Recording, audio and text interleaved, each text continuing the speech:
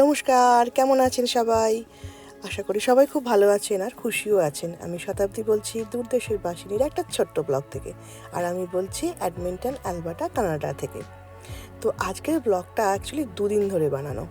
একটা দিন আমি এই যে জায়গাটায় গিয়েছিলাম সেটা বিকেলের দিকে, তো তার কিছু চিত্র। আর একদিন গিয়েছিলাম ভীষণ ভোরে, তখন ঘড়িতে প্রায় ধরুন এই ৬টা ২০-২৫ হবে। তো দুটো বিভিন্ন চিত্র দিয়ে এই জায়গাটা আমার কাজের জায়গা থেকে ভীষণ কাছে, মানে একদম কাছের আর কি। তো অনেক সময় কাজের পর যদি তখনও অবধি এনার্জি থাকে, তখন আমি মাঝে মাঝে যাই এই জায়গাটাতে হাঁটতে।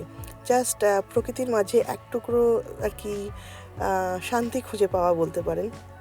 তো সবসময় কিন্তু লোকজনের ভিড় থেকে এড়িয়ে গিয়েও এখানেও নিজের জন্য নিজের সময় খানিকটা মানে সময় কাটানো যায় আর কি। তো এইরকমই একটা ছোটো ট্রেল আছে।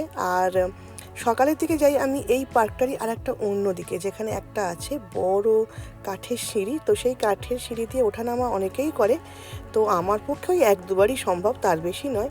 তো সেটা কার্ডিওলজিস্ট আর কি ভীষণভাবে এখানে বলেন যে হার্টের জন্য কিন্তু এই সিঁড়ি ওঠানামা করাটা বেশ ভালো।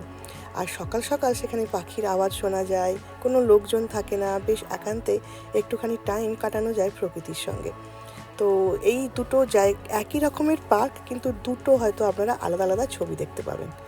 যাই হোক, প্রকৃতির সাথে তো হলো কথাবার্তা। আজকের ব্লগটা কী নিয়ে? আজকের ব্লগটা নিয়ে এসেছি আবার একটা আবৃত্তি নিয়ে। তো অনুরোধ সেই একই আবার করছি, যদি ভালো লাগে তাহলে কমেন্ট করে জানাতে কিন্তু ভুলবেন না।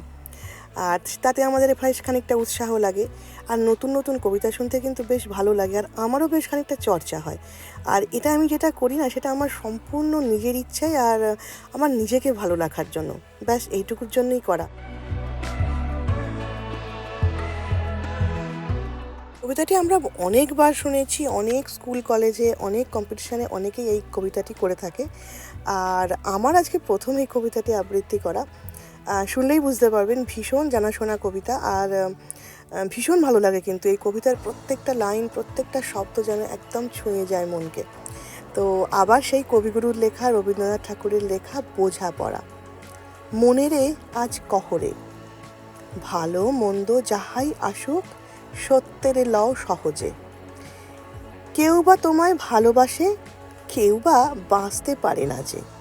কেউ বিকিয়ে আছে, কেউ বা সে কি পয়সা ধারে না যে।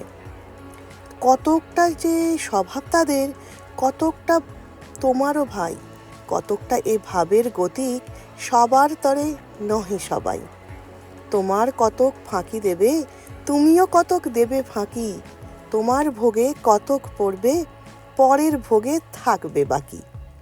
মানধাতারি আমল থেকে চলে আসছে এমনই রকম, তোমারই কি এমন ভাগ্য, বাঁচিয়ে যাবে সকল জখম। মনেরে আজ কহরে, ভালো মন্দ যাহাই আসুক, সত্যেরে লও সহজে। অনেক ঝঞ্ঝা কাটিয়ে বুঝি এলো সুখের বন্দরেতে। জলের তলে পাহাড় ছিল, আগল বুকের অন্দরেতে। মুহূর্তকে পাঁজরগুলো উঠল কেঁপে আর্ত রবে। তাই নিয়ে কি সবার সঙ্গে ঝগড়া করে মরতে হবে? ভেসে থাকতে পারি যদি, সেইটে সবার শ্রেয়। না পারো তো বিনা বাক্যে টুপ করিয়া ডুবে যেও। এটা কিছু অপূর্ব নয়, ঘটনা সামান্য খুবই। সস্তা যেথায় করে না কেউ, সেইখানে হয় জাহাজ ডুবি। মনেরে আজ কহরে, ভালো মন্দ যাহাই আসুক, সত্যেরে লও সহজে। তোমার মাপে হয়নি সবাই, তুমিও হওনি সবার মাপে। তুমি মরো কারো ঠেলায়, কেউ বা মরে তোমার চাপে। তবু ভেবে দেখতে গেলে এমনি কিসের টানাটানি। তেমন করে হাত বাড়ালে সুখ পাওয়া যায় অনেকখানি। আকাশ তবু সুনীল থাকে, মধুর ঠেকে ভোরের আলো। মরণ এলে হঠাৎ দেখি, মরার চেয়ে বাঁচাই ভালো। যাহার লাগি চক্ষু বুজে বাহিয়ে দিলাম অশ্রু সাগর, তাহারে বাদ দিয়েও দেখি বিশ্বভুবন মস্ত ডাগর। মনেরে তাই কহরে, ভালো মন্দ যাহাই আসুক, সত্যেরে লও সহজে।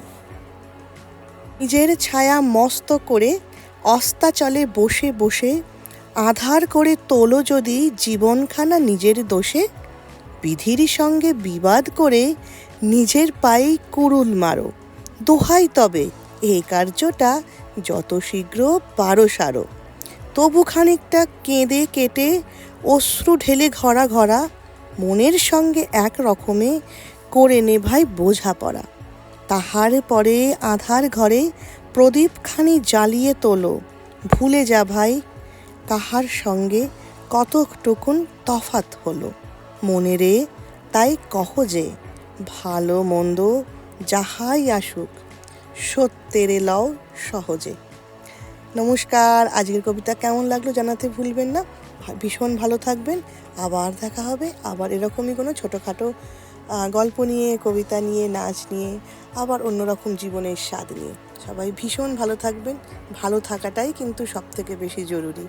কিভাবে ভালো থাকছেন সেটা কিন্তু নয়। চলুন রাখি তাহলে, বাই বাই।